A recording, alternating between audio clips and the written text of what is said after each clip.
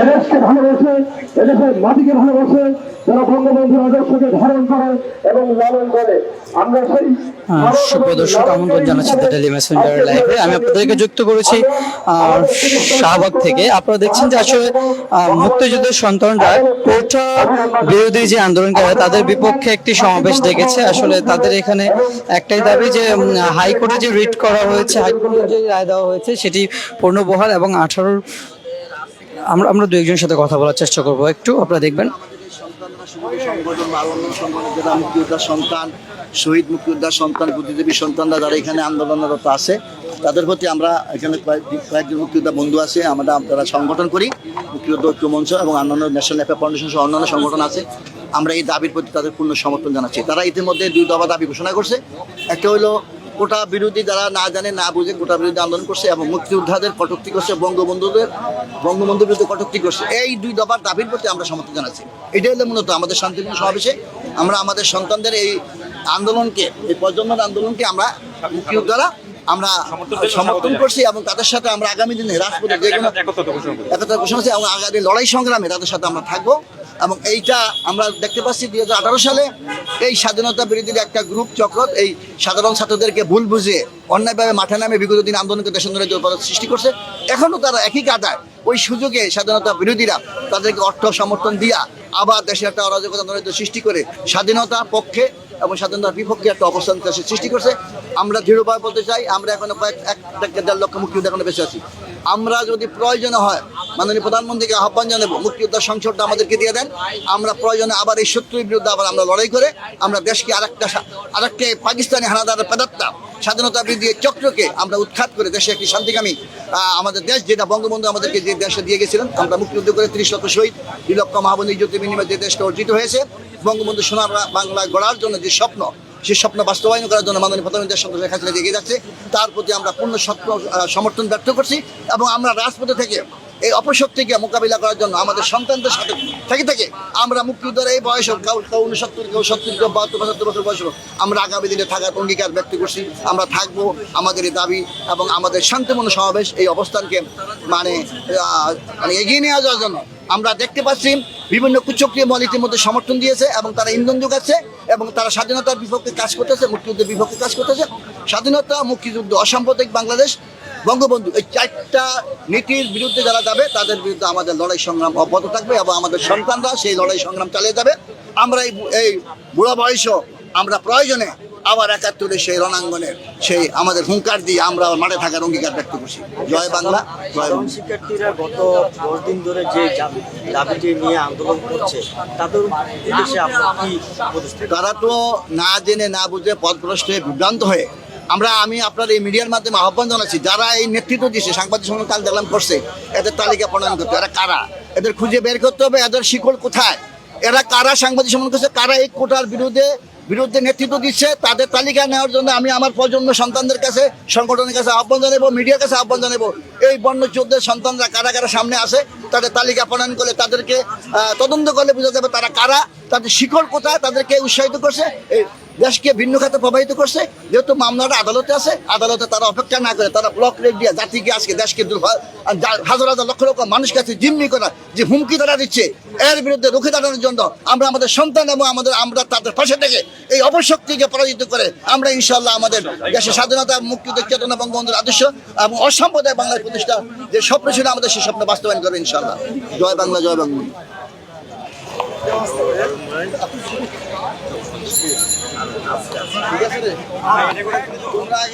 সুপ্রিয় দর্শক, আপনারা দেখছিলেন যে আসলে স্বাধীনতা সন্তানদের যে দাবিগুলো আমরা আপনার থেকে জানাচ্ছিলাম, আসলে সুস্পষ্ট।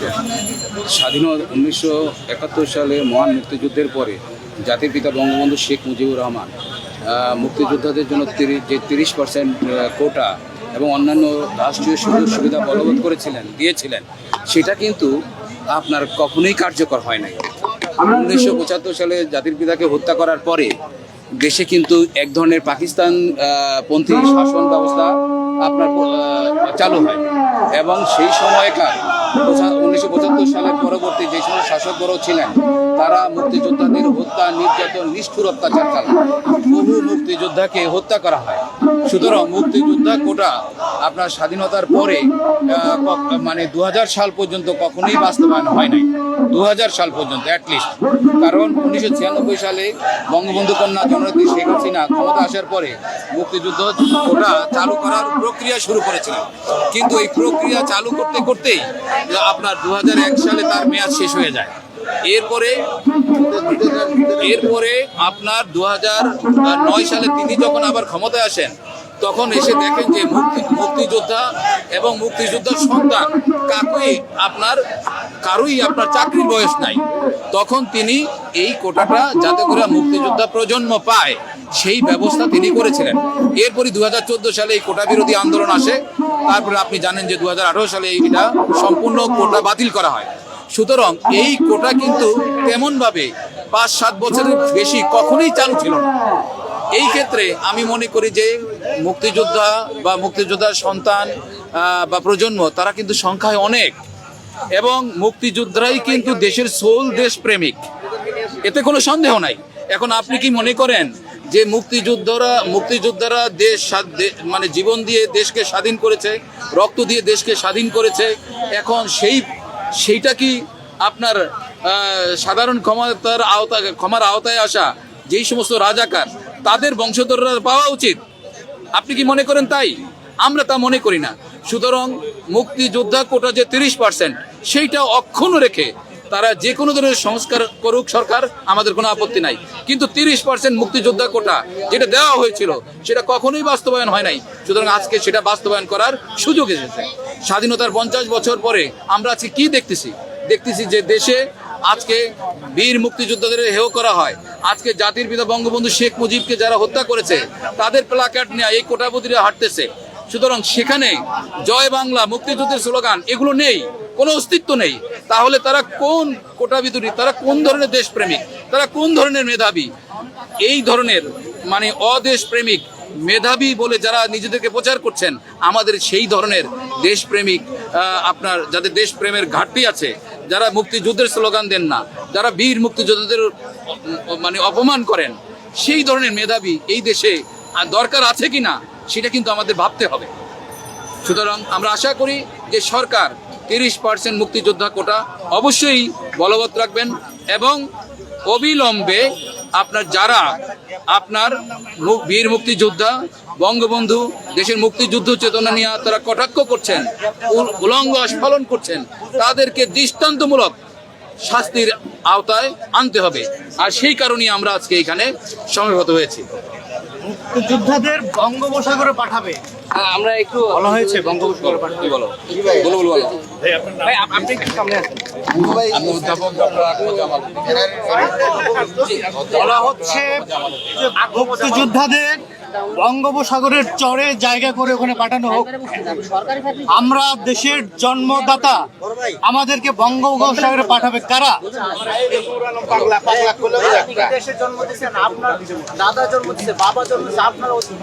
আপনি যখন আপনার বাবার সম্পত্তি ভোগ করেন, আপনাকে বুঝতে হবে এই সম্পত্তির মালিক ছিল আপনার দাদা। তাহলে আপনার দাদার সম্পত্তি যদি আপনি ভোগ করতে পারেন, আমাদের সন্তান, আমাদের বাবার যে অধিকার সেটা ভোগ করতে পারবে না কেন? আপনার কাছে আমার প্রশ্ন। আচ্ছা ভাই, আরেকটা জিনিস ওই পৃথিবীর অন্যান্য দেশেও বিভিন্ন ধরনের কোটা রয়েছে, আমরা দেখছি যে, কিন্তু বাংলাদেশের কোটার হারটা একটু ওই পরিসংখ্যাটা একটু বেশি দেখা যাচ্ছে। এবং হচ্ছে যারা আন্দোলনরত রয়েছে তারা বলছে যে মুক্তিযুদ্ধ এবং মুক্তিযুদ্ধের সন্তানরা পাওয়া তারাও দাবি দেখে, মুক্তিযুদ্ধের নাচতে এসে এটা কিভাবে পায়, এটা একটা দাবি।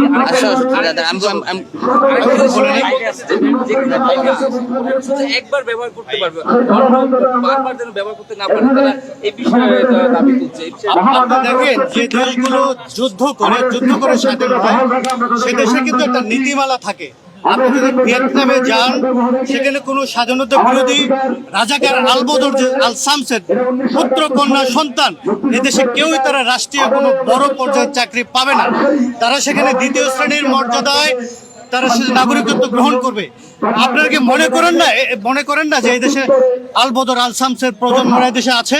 তারা কি রাষ্ট্রীয় যে চাকরি প্রথা সেখানে তারা চাকরি পাচ্ছে না? তাহলে যতদিন এদেশে রাজাকার আল বদর আল শামসের এই প্রজন্ম থাকবে, আমি মনে করি মুক্তিযুদ্ধের প্রজন্ম এই অগ্রগতির ভিত্তিতে এখানে চাকরি পাওয়ার অধিকার থাকবে। ভাই, আমরা জানতে চাচ্ছি যে এই যে আপনারা বিভিন্ন সময় দাবি তুলছেন যে রাজাকারদের একটা তালিকা করা হোক, মন্ত্রণালয় থেকে উদ্যোগ নেওয়া হয়েছিল, কিন্তু এটা বাস্তবায়ন হচ্ছে না। এই বিষয়ে আপনাদের কি বলবেন? আমরা অবশ্যই চাই যে রাজাকারদের তালিকা অনতিবিলম্বে এটা প্রণয়ন করা হোক এবং তাদেরকে চিহ্নিত করে তাদের যে সম্পদ, রাজাকারদের সম্পদ বাজেয়াপ্ত করা হোক। তাদের যে চাকরির যে নীতিমালা, ভিয়েতনামের যে নীতিমালা, সেই যে মানে স্বাধীনতা বিরোধী সেই নীতিমালা আমাদের বাংলাদেশে সেটা প্রণয়ন করা হোক।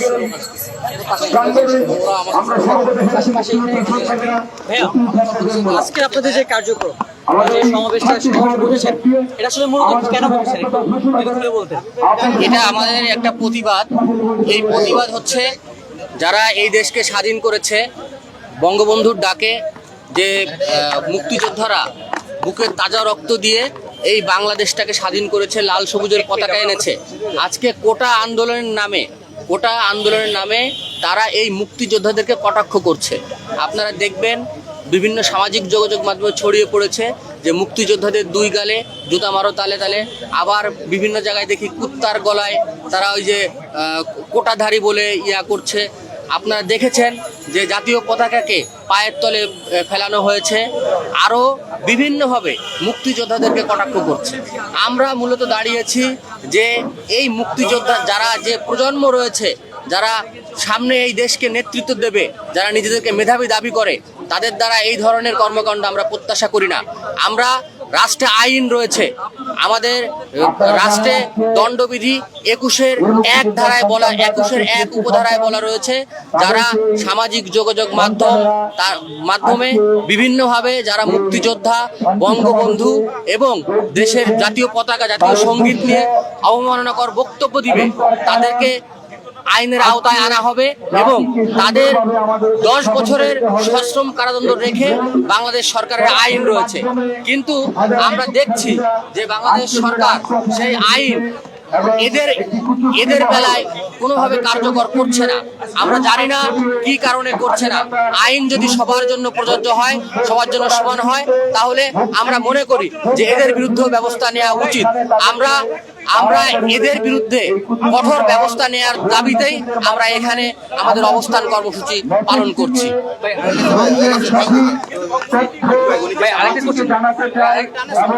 আরেকটা কোশ্চেন ছিল,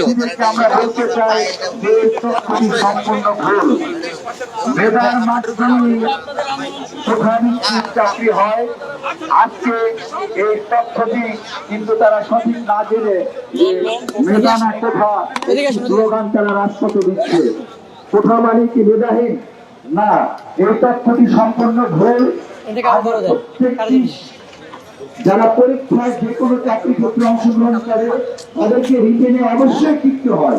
রিটেনে টিকার পরে তারপরে আপনারা জানেন যে ভাইবার হয়, ভাইবারকে টিকার পরে তারপরে কোঠা প্রয়োগ হয় ভাইবার। কিন্তু আজকে এই তথ্যগুলো সঠিকভাবে তাদেরকে না বলে তাদেরকে মিথ্যা এবং ভুল তথ্য দিয়ে আজকে স্বাধীনতার বিরুদ্ধে, মুক্তিযুদ্ধের চেতনার বিরুদ্ধে, যে রাষ্ট্র 1971 দেশ স্বাধীন হয়েছিল, দেশ স্বাধীন হওয়ার পরে শুভ দর্শক, আপনারা দেখছেন যে আসলে কোটা বিরোধী যে আন্দোলনকারীরা, তাদের বিপক্ষে একটি প্রতিবাদ সমাবেশ এখানে গড়ে তুলেছে মুক্তিযোদ্ধার সন্তানরা। তাদের একটাই দাবি, আসলে কোটাকে বহাল রাখা হোক এবং হাইকোর্টে যে রায় দেওয়া হয়েছে সেটাকে বহাল রাখা হোক, এবং কোটা বিরোধী যে আন্দোলনকারীরা আছে তাদের আন্দোলনকে যে কোনোভাবেই বন্ধ করা হোক, এবং কি যারা তাদেরকে আসলে তাদের পেছনে ইন্ধন দিচ্ছে, আসলে এই কোটাকে তারা এরকমই মনে করছে যে আসলে যে শিক্ষার্থীরা যারা কোটা বিরোধী আন্দোলন করছে তাদেরকে পেছন থেকে হয়তোবা কোনো রাজনৈতিক দল বা কোনো দুষ্কৃতিকারীরা বা স্বাধীনতা বিরোধী কেউ হয়তোবা তাদেরকে উস্কানি দিচ্ছে, এই জন্য আর কি, যার ফলে তারা এই ধরনের আন্দোলনে নেমেছে। আমরা দু একজনের সাথে বক্তব্য রাখবেন জাতির শ্রেষ্ঠ সন্তান, 71-এর রণাঙ্গনের সাথী, বীর মুক্তিযোদ্ধা রুহুল আমিন মজুমদার, সভাপতি মুক্তিযোদ্ধা বর্তমান, এখন মূল্যবান বক্তব্য রাখার জন্য বিশেষভাবে অনুরোধ করা যাচ্ছে। মুক্তিযোদ্ধার সন্তান, শহীদ সন্তান এবং প্রধানমন্ত্রীর আহ্বানে আজকের এই শান্তি সমাবেশে আমার প্রিয় সন্তানেরা এবং আমার প্রিয় মুক্তিযোদ্ধা ভাইয়েরা, আলোচনা বেশি নয়, অত্যন্ত সংক্ষিপ্ত। আমাদের সন্তানরা ইতিমধ্যে 2 দফা দাবি ঘোষণা করেছে। সেই 2 দফা দাবির প্রতি পূর্ণ সমর্থন ব্যক্ত করছি মুক্তিযোদ্ধা ঐক্যমঞ্চের পক্ষ থেকে এবং ন্যাশনাল এফআইআর ফাউন্ডেশনের পক্ষ থেকে। আমরা এই চলমান আন্দোলন পর্যবেক্ষণ করছি মুক্তিযোদ্ধারা। আমরা ইতিমধ্যে একটা বৈঠক করেছি, আমরা আমাদের সন্তানদের সাথে বৈঠক করেছি। তারা আজকে এখানে অবস্থান নিয়েছে শান্তিপূর্ণ সমাবেশে। আমরা তাদের সাথে ঘোষণা করার জন্য আমরা কয়েকজন মুক্তিযোদ্ধা ছুটে এসেছি। আমরা আগামী দিনে এই 2018 সালে আমরা দেখেছি একটি কুচক্রী মহল এই কোঠার বিরোধী আন্দোলনের নামে দেশে অরাজকতার সৃষ্টি সহ একটা স্বাধীনতা বিরোধী চক্র সেখানে তারা ইন্ধন জুগিয়েছিল দেশকে অস্থিতিশীল করার জন্য এবং দেশের স্বাধীনতা মুক্তিযুদ্ধের চেতনাকে ভুলণ্ডিত করার জন্য। তাই আজকে আমাদেরকে সতর্ক অবস্থায় থাকার জন্য আমরা মহামান্য হাইকোর্টের যে আদেশ, যে রায় ঘোষিত হয়েছে, সেই রায়ের প্রতি আমরা সমর্থন জানাচ্ছি। আমরা পর্যবেক্ষণ করতেছি আদালতের প্রতি। আমরা আমাদের অবস্থান বঙ্গবন্ধু দিয়েছিল সেই 30% কোটা, যদিও আমরা জানি কোটা অনেক ক্ষেত্রে বাস্তবায়িত হয় নাই, কিন্তু এটা আমাদের সম্মান, এটা আমাদের অস্তিত্ব, এটা মুক্তিযুদ্ধের চেতনা, এটা স্বাধীনতার সেই ঐতিহ্যকে রক্ষা করার জন্য এই কোটা বহাল রাখার পক্ষে আমরা সরকারকে আহ্বান জানাচ্ছি, আদালতের প্রতি আহ্বান জানাচ্ছি এবং আমাদের সন্তানদেরকে যারা ইতিমধ্যেই এই কোটার বিরোধী আন্দোলনে সম্পৃক্ত হয়েছেন তারা জানেন যে কোটা কখনো পূর্ণ বাস্তবায়ন করা হয় নাই প্রশাসনে। আমরা বহু খবর নিয়েছি এবং আমাদের পক্ষ থেকে, আমাদের কয়েকটি সংগঠনের পক্ষ থেকে ইতিমধ্যে বিভিন্ন মন্ত্রণালয়ে চিঠি প্রদান করা হয়েছে যে কত % কোটা দেশে বাস্তবায়ন হয়েছে। অথচ কোটার নামে আজকে যারা আন্দোলন করে যাচ্ছে তারা জানে না এই কোটা মেধাবী সহ বিভিন্নভাবে আজকে পূরণ করা হচ্ছে। শুধু মুক্তিযোদ্ধার সন্তান যারা আছে তাদের কত % হচ্ছে, 30% হচ্ছে না 5% না 10% হচ্ছে, তা আমরা জানার অপেক্ষা আছি। কারণ ইতিমধ্যে এই সরকারি আমলারা মুক্তিযুদ্ধের চেতনাকে ভুলণ্ডিত করে আজকে আমরা দেখেছি প্রশ্নপত্র ফাঁস করে সে মেধাবী ছাত্রর নামে আজকে যারা প্রশ্নপত্র ফাঁস করে মেধাবী হয়ে চাকরি নিয়েছেন তাদেরকেও আজকে তদন্ত করে বের করতে হবে মেধাবী কোথায়। প্রশ্নপত্র ফাঁস করে যদি এই দেশে একজন দারোয়ান পিয়ন ড্রাইভার যদি 100,000 কোটি টাকার মালিক হয়, গত দিনে এই পিএসসিতে যারা দায়িত্বে ছিল, এমন তথ্য আমার কাছে আছে, এমন তথ্য আমার কাছে বিএনপির আমলে একজন সরকারি কর্মকর্তা প্রশাসনিক দায়িত্ব থেকে শত শত মুক্তিযোদ্ধাদের সন্তানের নামে তারা পাশ করে দিয়ে অবৈধ টাকা নিয়ে তারা বিসিএস ক্যাডারে ভর্তি করেছে। প্রয়োজনে সেই তথ্য আমরা দিতে চাই, যদি গোয়েন্দা সংস্থা আমাদের সাথে যোগাযোগ করে সে ব্যক্তির নাম সহ সে সন তারিখ সহ আমরা তথ্য প্রদান করতে চাই সরকারের কাছে। সুতরাং আমাদের সরকারের ভিতরে বহু স্বাধীনতা বিরোধী আজকে লুকিয়ে আছে, তারা আজকে আমাদের স্বাধীনতা বিরোধীর পক্ষে, বঙ্গবন্ধুর বিরুদ্ধে, মুজিব আদর্শের বিরুদ্ধে, মুক্তিযুদ্ধ চেতনার বিরুদ্ধে, স্বাধীনতার বিরুদ্ধে, আজকে অসাম্প্রদায়িক বাংলাদেশের বিরুদ্ধে আজকে হীন কাজ করে যাচ্ছে, চক্রান্ত করে যাচ্ছে, বিভিন্নভাবে ষড়যন্ত্র করছে। আমরা সেই দিকে তাদেরকে চিহ্নিত করতে হবে। আমাদের সন্তানরা আজকে বহুটি সংগঠন আছে, তারা ঐক্যবদ্ধ হয়েছে আজকের এইভাবে। আমরা তাদেরকে জানাই বাংলাদেশ 71-এর মুক্তিযোদ্ধা, সে তারপর বাংলাদেশ মুক্তিযুদ্ধ মঞ্চ থেকে শুরু করে অনেক 16টি সংগঠন আছে এখানে অবস্থান নিয়েছে। আমরা বীর মুক্তিযোদ্ধা সন্তান কমান্ড, অনেক কমান্ড, সব কমান্ডের নাম জানি বলতে পারতেছি না, শুধু এটুকু বলি 16টি সংগঠন, বেশি সংগঠন আজকে এখানে অবস্থান করছে, ঐক্যবদ্ধ হয়েছে। তাদেরকে ঐক্যবদ্ধ প্ল্যাটফর্মে আগামী দিনে একটি এই প্ল্যাটফর্মকে ঐক্যবদ্ধ রেখে সমস্ত সংগঠনগুলি ঐক্যবদ্ধ হয়ে মুক্তিযোদ্ধাদের চেতনা, বঙ্গবন্ধুর আদর্শ, স্বাধীনতা এবং অসাম্প্রদায়িক বাংলাদেশ বিনির্মাণে বঙ্গবন্ধুর যে আদর্শ, আমাদের যে আদর্শ ছিল মুক্তিযুদ্ধে বঙ্গবন্ধুর আদর্শ বাস্তবায়ন করার জন্য তোমরা এগিয়ে যাবে। তোমরা দেশকে এগিয়ে নেওয়ার জন্য মাননীয় প্রধানমন্ত্রী আজকে যে কাজ করে যাচ্ছে, দেশ থেকে দেশান্তরে আজকে অনবরত সে পরিশ্রম করে যাচ্ছে, কিন্তু কিছু তো লুটেরার জন্য আজকে দেশে যে বিশৃঙ্খলা সৃষ্টি হয়েছে সেই লুটেরার ধরার কাজ ইতিমধ্যে শুরু হয়েছে।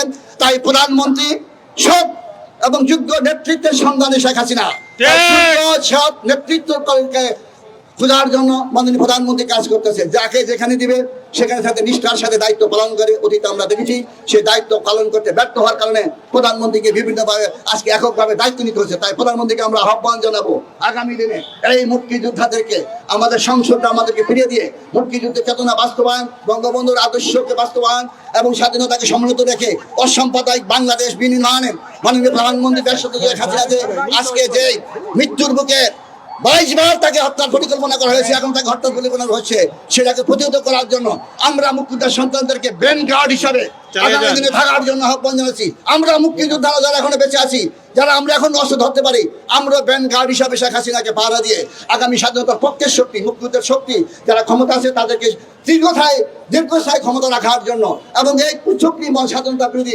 পাকিস্তানি দালাল এজেন্টদেরকে প্রেতাত্মারা যারা আজকে ঢুকে আসে বিভিন্নভাবে তাদেরকে চিহ্নিত করে দেশ এবং জাতির সামনে তাদের চেয়ার উন্মুক্ত করতে হবে। আজকে যারা এই আন্দোলনে আছে, যে সমস্ত সন্তানরা ভুল বোঝাবুঝি করে তারা আন্দোলনে ঢুকছে, তাদের মধ্যে কারা কারা নেতৃত্ব দিচ্ছে তাদের ছবি এবং তাদের পরিষেবা